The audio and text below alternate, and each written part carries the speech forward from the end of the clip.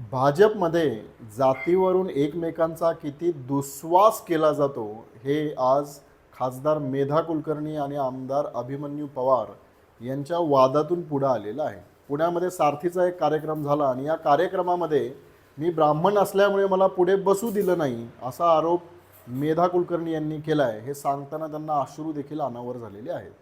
मेधाताईंनी हे लक्षात ठेवलं पाहिजे, 24 तास धार्मिक आधारावरती भेदभाव कसा करता येईल, धार्मिक विद्वेष कसा वाढवता येईल, हा एकमेव अजेंडा राबवणाऱ्या मेधाताईंना आपण जे विष कालवतोय त्या विषाची चव मिळाली.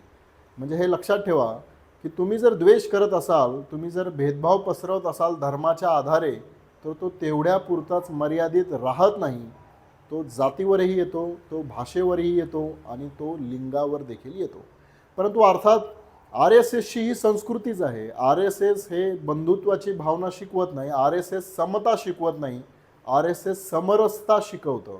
म्हणजे काय की तुम्ही एकमेकांचा हवा तेवढा द्वेष केला तरी चालेल, पण धर्माच्या आधारे सत्ता मिळवण्यासाठी, अल्पसंख्याकाचा द्वेष करण्यासाठी एकत्र येण्याची समरसता, हे आर एस एसचं प्रिन्सिपल आहे.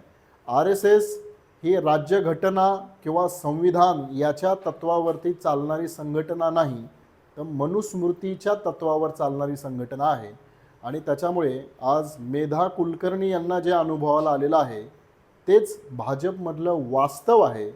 आणि ते जोपर्यंत संविधानाचा, संवैधानिक मूल्यांचा आपण पूर्ण स्वीकार करत नाहीत, तोपर्यंत वारंवार असाच अनुभव मेधा कुलकर्णी असतील नाही तर अधूर कुणीतरी असतील त्यांना येत राहील, हे निश्चित.